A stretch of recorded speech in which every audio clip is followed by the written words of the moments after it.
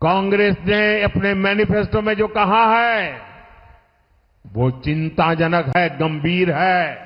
ये कांग्रेस का मैनिफेस्टो कह रहा है कि वो माताओं बहनों का सोने का हिसाब करेंगे, उसकी जड़ती करेंगे, जानकारी लेंगे और फिर उस संपत्ति को बांट देंगे।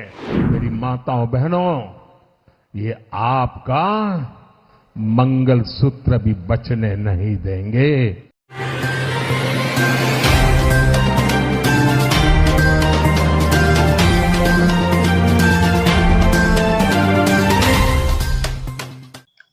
प्रधानमंत्री नरेंद्र मोदी ने हाल ही में एक चुनाव रैली में कहा था कि कांग्रेस माताओं बहनों के सोने का हिसाब करेगी, फिर उस संपत्ति को उनको बांटेगी जिनके बारे में मनमोहन सिंह की सरकार ने कहा था कि संपत्ति पर पहला अधिकार मुसलमानों का है।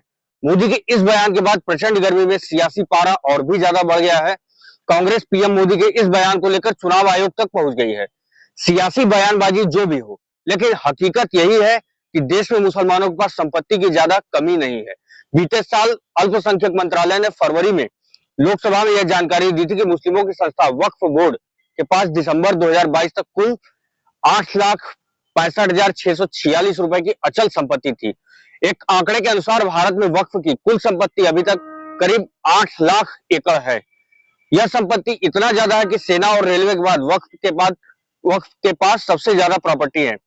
वर्ष 2009 में यह प्रॉपर्टी करीब 4 लाख एकड़ ही थी, जो अब दोगुनी हो चुके हैं। वक्फ को मुस्लिमों का रहनुमा कहा जाता है, फिर भी देश में मुस्लिमों की सामाजिक आर्थिक स्थिति अत्यंत खराब बताई जाती है।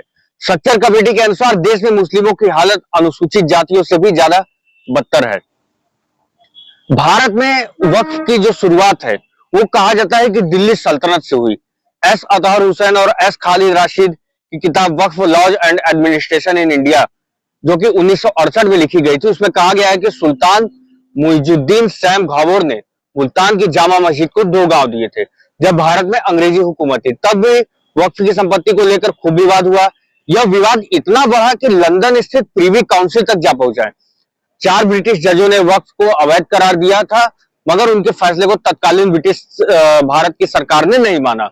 मुसलमान वक्फ वैलिडेटिंग एक्ट 1913 के जरिए वक्फ को बचा लिया गया। आजादी के बाद देश के पहले प्रधानमंत्री जवाहरलाल नेहरू ने वर्ष 1954 में वक्फ एक्ट बनाया, जिसका काम वक्फ का केंद्रीकरण करना था। इसी एक्ट के तहत सरकार ने वर्ष 1964 में सेंट्रल वक्फ काउंसिल का भी गठन किया। 1995 आते आते कानूनों में बदलाव किया गया। हर राज्य और केंद्र शासित प्रदेश में वक्फ बोर्ड बनाने की अनुमति दी गई। वक्फ की प्रॉपर्टी को लेकर किसी मामले में सेंट्रल वक्फ काउंसिल केंद्र को सलाह देती है। किसी विवाद की स्थिति में वक्फ प्रॉपर्टी ट्रिब्यूनल ही फैसला करेगा। देश में मुस्लिमों की सामाजिक, आर्थिक और शैक्षिक पिछड़ेपन का हाल जानने के लिए 2005 में स्ट्रक्चर कमेटी बनी थी। इस कमेटी ने 2006 में अपनी रिपोर्ट पेश की थी। इसमें कहा गया था कि SC, ST और अल्पसंख्यक आबादी वाले गांवों और आवासीय इलाकों में स्कूल, आंगनबाड़ी, स्वास्थ्य केंद्र, सस्ते राशन की दुकान, सड़क और पेयजल जैसी सुविधाओं की काफी कमी है।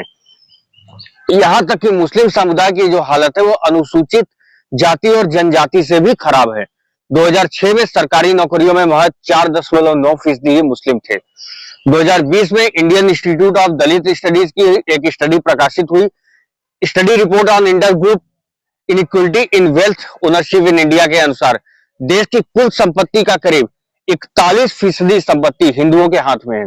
इसके बाद 31% संपत्ति हिंदू OBC के पास है। वहीं मुस्लिमों के पास 8%, अनुसूचित जाति के पास 7.3% और अनुसूचित जनजाति के पास 3.7% संपत्ति है।